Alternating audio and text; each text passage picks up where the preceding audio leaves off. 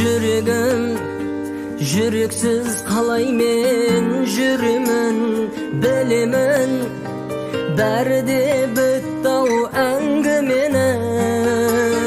Жүдедім қызығы таусылып дүниенің, өзің жоқ өмірді сүремін.